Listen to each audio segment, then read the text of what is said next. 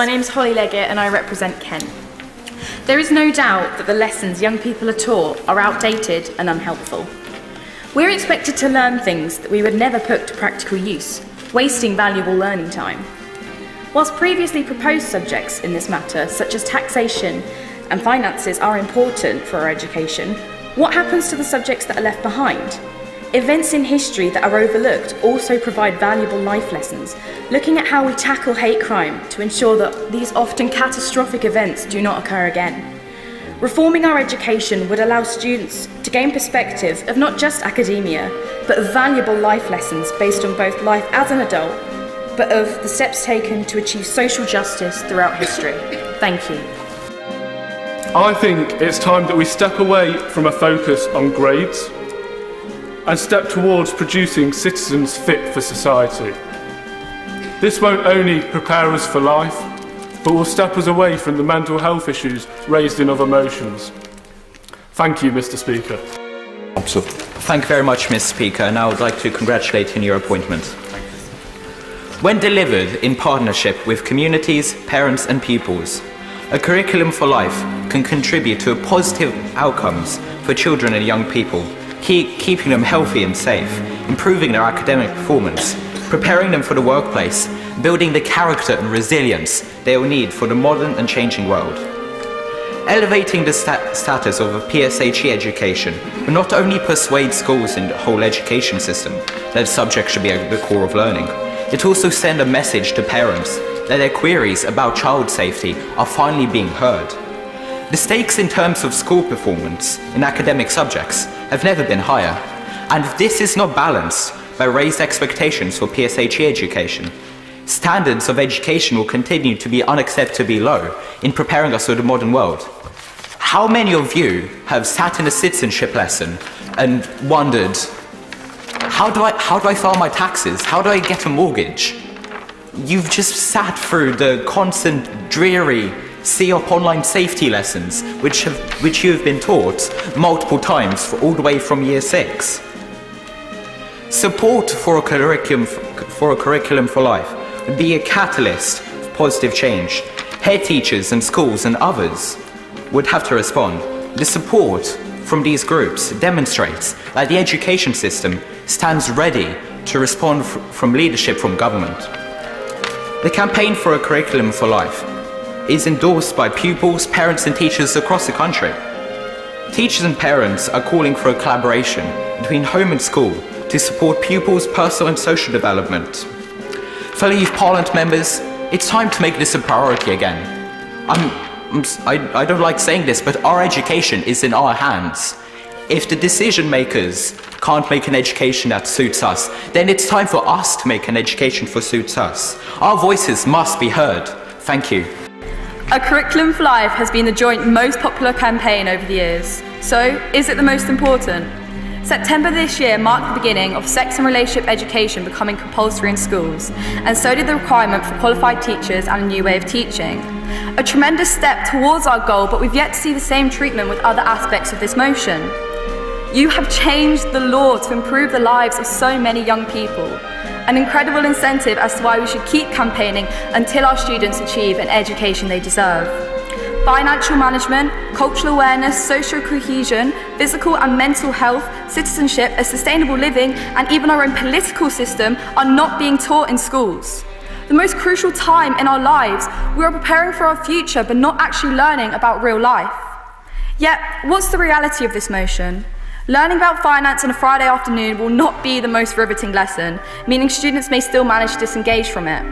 But at least comments like, how is this going to help us in real life, will cease to have relevance, as these skills will equip us to be able, functioning members of society, despite the rest of the school system letting us down. However, we don't want to amplify our already overwhelmed system, creating educational instability and rebounding our efforts to improve our education. If resources are redirected towards a curriculum for life, we could see a cut in the less important creative subjects. These lessons are a break in the monotonous chain where students are allowed to be innovative. Another vital skill that schools almost sought out to destroy with their industrial age values. We are not robots in a factory. Without a creative outlet, I'm sure mental health issues will follow. But a curriculum for life far transgresses the individual. It's the solution to many more staggering issues. I'm not going to scare you with the plotline of most sci-fi movies, but with automation on the rise, it's a problem that shouldn't be left for our future generations to handle, just like the issue of climate change has been thrown onto us, which is also why we should be teaching the brilliant youth about a sustainable living. A collective effort to change has and will always be the driving force to action.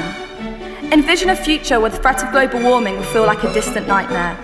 A future where the study of culture and social cohesion will destroy the concept of division and unite us as a community. A future where the barrier to politics has been torn down by a political understanding. Nonetheless, we need to make sure that this motion doesn't create a barrier to many young people's dreams. The concept of equal opportunity needs to be reinstalled without pushing our system over the edge. Though we can't deny what our youth parliament stands for, to encourage the voices of young people. So when students have lost even the ability to stand up for themselves and others, essentially because they can't conjure a rational debate, we need to make a change. A curriculum to prepare us for life. It's all in the name. To secure our future and the future of this country. Thank you. Alex, come on.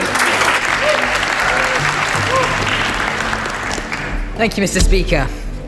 Many people in the UK will remember when homosexuality was illegal. Gay citizens were labelled insane by doctors, predatory by broadcasters, and criminal by the police. As we look back at the Stonewall riots on its 50th anniversary, at a time when gay activists risked their lives in campaigning for equality, at a time of lethal hostility, it is clear that hate crime, whilst reduced since then, has not disappeared. In the year of campaigning preceding the 2016 EU referendum, Home Office figures show an enormous jump in racially motivated hate crimes of 44%. Across the globe, we have seen deepening social divisions, with vitriolic hatred spat at those who think differently, sound differently, and look differently to ourselves. A dangerous us versus them mentality has been fostered, whipping up anger, violence, and even murder. Fellow members of Youth Parliament, it is all too clear that hate crime is an abhorrent issue that we must abolish. However, we must consider how best this is to be done. There is no doubt that without a greater focus on a holistic education system, the problems in our society will never change. Our current education system idolises grades and academia, snubbing lessons in life to focus instead solely on oxidation, octagons, and onomatopoeia. We must question what we should be preparing young people in schools for: a set of arbitrary exams or life. Education should not simply be about cramming our minds with facts and formulas. Our current education system must be reformed so that students no longer leave school with solely a results card, but also having been thoroughly prepared for adult life. In relation to hate crime, this will involve the education system opening our eyes to countries and cultures across the world. Multiculturalism and diversity must be celebrated so that the perspectives of young people are widened from the street in which they live to the entire globe. To truly uproot hate crime, we must use education to break the social divisions in our society, remembering that whatever our race or religion, we all bleed the same blood. If we do not reform our education system, the perpetuation of prejudice and ignorance will only cause the rifts in our society to widen. Fellow members of Youth Parliament, it is all too clear that instead of spreading ourselves thinly over many issues and achieving little, we must stand together to achieve more.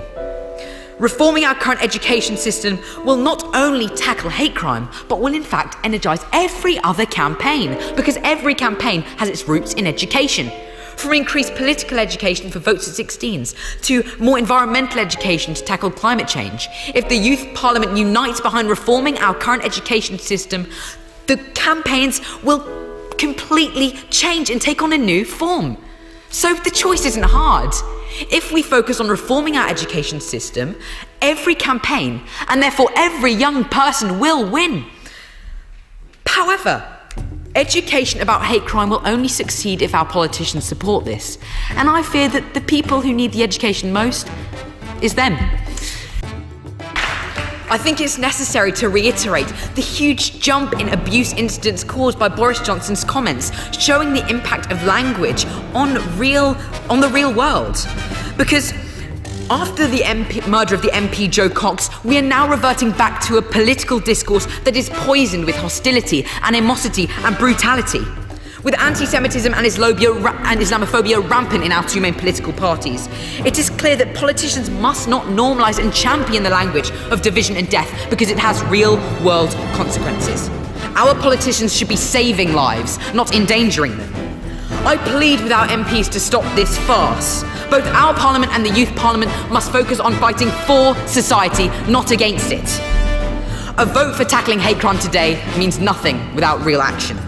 I urge all members of Youth Parliament to focus on reforming our education system, to create a society that is not split into tribal factions, but that allows everyone to coexist together. However you define yourself, male, female, black, white, Christian, Muslim, gay, straight, we are all human, and we must never allow prejudice to get in the way of us moving forward. We must stand together to create a better world. Thank you. This is all for today. Please subscribe to my channel and share the video with your friends so more people can watch funny things. See you in the next video. Members must calm themselves. There is a long way to go. There will indeed be more.